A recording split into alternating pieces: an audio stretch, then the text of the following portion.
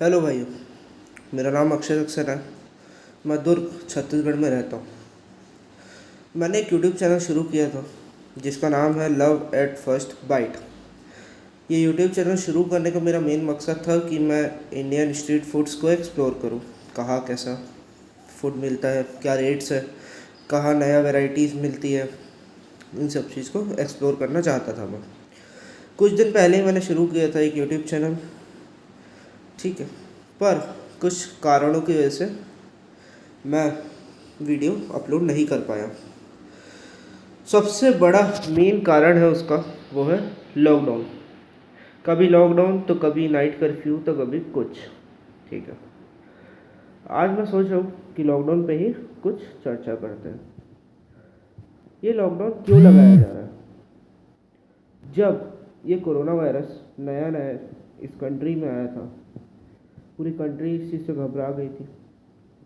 हमारे मोदी जी ने इस इंडिया में लॉकडाउन का शुरुआत कर दी थी, ठीक है। वो चीज़ हमारे लिए भी नई थी और हम सबके लिए वो एक नई नई चीज़ थी। उस चीज़ को हम मानते हैं, पर हमें तो ये देखना चाहिए कि उस लॉकडाउन से क्या परिणाम निकले। क्या कोरोना ख़त्म हो गया? नहीं। तो क्या उसके परिणाम निकले हैं, वो सब हमें देखना चाहिए। अगर लॉकडाउन से कोरोना ख़त्म नहीं हो रहा है तो फिर ये बार बार लॉकडाउन लगाने का क्या मतलब? ठीक है, लॉकडाउन लगाने से हो क्या रहा है? सबसे मेन चीज़ जो लॉकडाउन लगाने से वो हो रही है वो है बिजनेसमैन का घाटा। जो अमीर बिजनेसमैन है वो तो चलो अपना गुजारा कर लेते हैं, बट जो एक छोटी सी दुकान खोल के बैठा है, कपड़े सेल करता है या जिम चलाता है, वो अपना गुजारा कैसे करे? पिछले लॉकडाउन के बाद भी जिम ओनर्स को बहुत लेट परमिशन दी गई थी, क्योंकि अकॉर्डिंग टू यू सबको लगता था कि जिम से ज़्यादा कोरोना फैलता है, तो इसलिए उन बेचारों के साथ बहुत नाइंसाफ़ी हुई थी और उनको सबसे लेट परमिशन दी गई थी जिम ओपन करने की। आपको ये सोचना चाहिए कि एक जिम वाला जिसकी रोजी रोटी उसी जिम से होती है, वो कहाँ से खाएगा, कहाँ से अपने वर्कर्स को पेमेंट देगा और क्या करेगा? ये होगा जिम। अब जो लॉकडाउन बार बार सुनने में आ रहा है कि लॉकडाउन यहाँ लग रहा है वहाँ लग रहा है, जैसे अभी छत्तीसगढ़ में अलग अलग ज़िलों में अलग अलग डेट पे लॉकडाउन लग रहे हैं, महाराष्ट्र में लॉकडाउन लग रहा है और भी कई राज्यों में लॉकडाउन लग रहा है। जैसे दुर्ग में अभी 14 तारीख तक लॉकडाउन है, पर पता नहीं कब यहाँ पे लॉकडाउन बढ़ा दिया जाए। मेरे को बस एक चीज़ जाननी है कि लॉकडाउन से क्या सारी चीज़ सॉल्व हो जा रही है, क्या कोरोना ख़त्म हो जा रहा है? इफ़ नहीं हो रहा है तो लॉकडाउन क्यों लगाया जा रहा है? जैसे कि पिछली बार भी देखा, लॉकडाउन के 2 महीने बाद कोरोना की स्थिति नॉर्मल में आई थी। क्या लॉकडाउन के तुरंत बाद कोरोना ख़त्म हो गया था? नहीं। तो उसका मतलब तो यही हुआ कि लॉकडाउन लगाने का कोई मतलब नहीं है। इफ़ आप लोग लगाना चाहते हो लॉकडाउन तो लगाइए। एक काम करिए, जितने सरकारी कर्मचारी है, जो नेता है, सब कोई कलेक्टर से लेके ईच एंड एवरी वन सबकी सैलरी 75% डिडक्ट कर दीजिए। जब एक बिजनेस वाला 100 रुपये नहीं कमा सकता तो इन लोगों को भी सैलरी नहीं देनी चाहिए, ठीक। अगर एक बेचारा दुकान वाला अपनी दुकान खोल के चुपचाप सामान बेच दे अपनी रोजी रोटी के लिए, तो आप उस पर 3-4 हज़ार रुपये जुर्माना लगा देते हैं। आए दिन न्यूज़ में खबर आती है। वो बेचारा इतनी कमाई नहीं हो रही लॉकडाउन पर, उससे ज़्यादा आप उससे जुर्माना वसूल कर ले रहे हो। ये कहाँ का तमीज़ है? ये कहाँ का सेंस है आप लोग का? उसके पास मरने की बजाय विकल्प क्या बचता है? आज ही दैनिक भास्कर में खबर आई है, एक व्यापारी ने सुसाइड कर लिया। काफ़ी एज थी उनकी, उनका धंधा नहीं चल रहा था, उनका बिजनेस था केटरिंग का, पर वो नहीं चल पा रहा था, इसलिए उन्होंने सुसाइड कर लिया। और दैनिक भास्कर की आज की न्यूज़ है ये, ठीक। उसका भुगतान कौन भरेगा? क्या सरकार उनको पैसा दे रही है? नहीं। तो वो क्या करे? इंसान अगर कोरोना से नहीं मरे तो बेरोजगारी से मर जाएगा, इस सब से मर जाएगा। मेरा एक बिज़नेस है छोटा सा, मैं सोलार पैनल इंस्टॉल करता हूँ। I am a system integrator in Durg region, okay. But 1.5 साल से वो नहीं हो पा रहा। क्यों? क्योंकि लॉकडाउन की वजह से। लॉकडाउन लगता है, सब बंद हो जाता है, लॉकडाउन खुलता है, धीरे धीरे खुलता है, थोड़ा सा चलना शुरू होता है, फिर नाइट कर्फ्यू, कभी लॉकडाउन, कभी कुछ कभी कुछ, ठीक। अब आते हैं हम नाइट कर्फ्यू पे। नाइट कर्फ्यू से क्या होता है? क्या कोरोना रुकता है, या कोरोना आपसे पूछ के आएगा कि भैया रात हो गई है, मैं आ जाऊँ क्या? ऐसा तो कुछ नहीं है।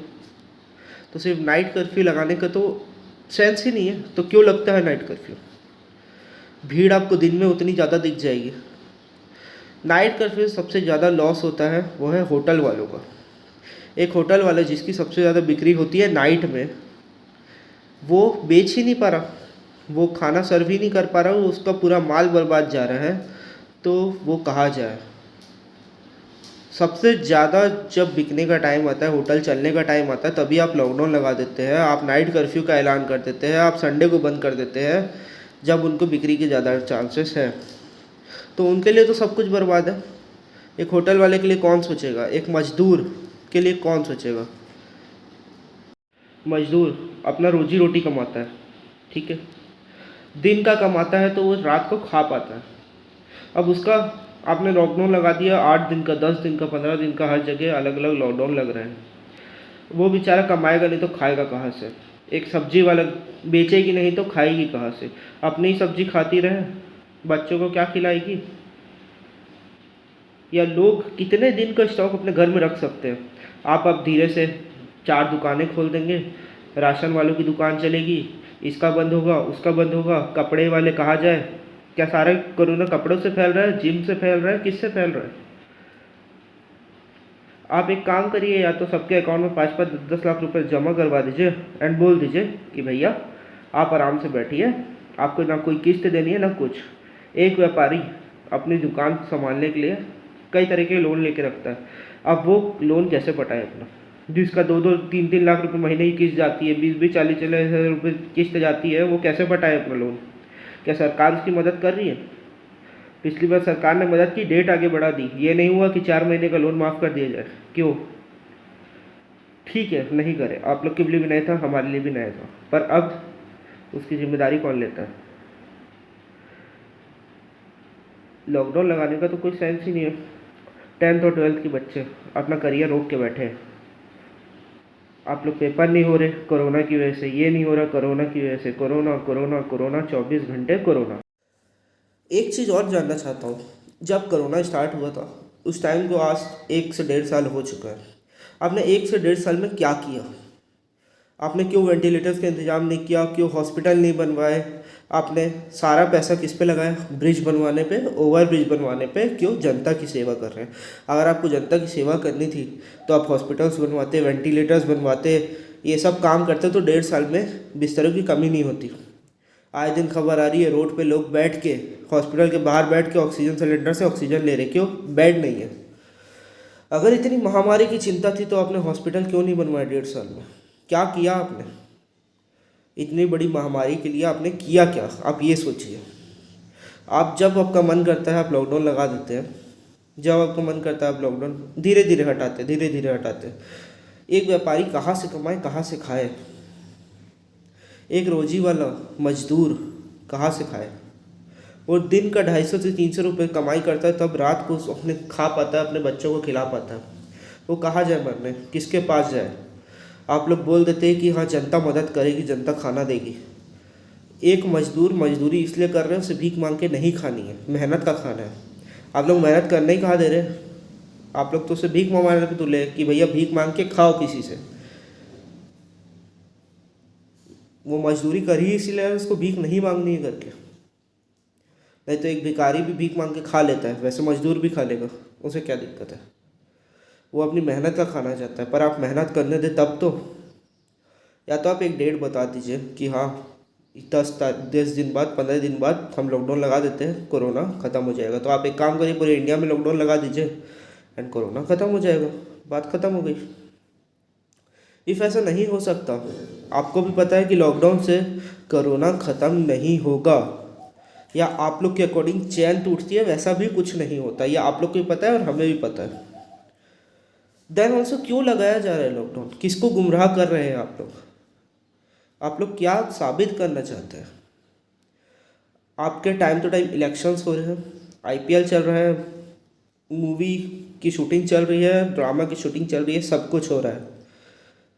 तो व्यापारी से ही कोरोना फैल रहा है क्या? क्या सिर्फ व्यापारियों से कोरोना फैल रहा है? क्या कपड़े खरीदने जाने वालों से कोरोना फैल रहा है? आप ये सोचिए। ठीक है, आप एक काम करिए, सबके अकाउंट में कुछ पैसा जमा करवा दीजिए ताकि वो अपनी रोजी रोटी चला सके, एंड सबकी किस्त माफ़ कर दीजिए। ऐसा नहीं कर सकते, आपको भी पता है ये चीज़। देन उनसे ये क्या साजिश हो रही है? क्यों कोरोना केस अचानक से इतने बढ़ जाते हैं? सब नॉर्मल पे आ गया था, अचानक से क्या हुआ तो 20-20, 30-30 हज़ार, 40-40 हज़ार कोरोना केस एक साथ बढ़ गए।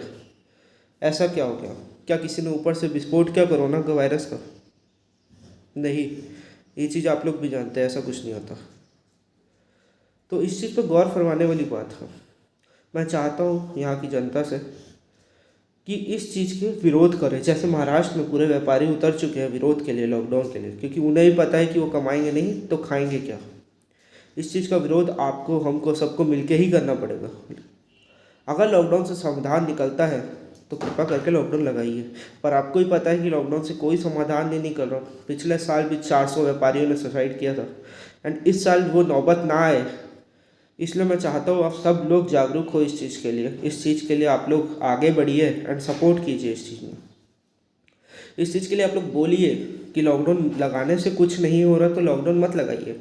मैं ये नहीं बोलता कि आप लोग सेफ्टी मत लीजिए, आप लोग मास्क पहनिए, सब चीज़ करिए, पर आप बस ये बताइए कि लॉकडाउन लगाने से कुछ हो रहा है? नहीं, आपको भी पता है, तो देन ऑल्सो क्यों लगाया जा रहा है लॉकडाउन?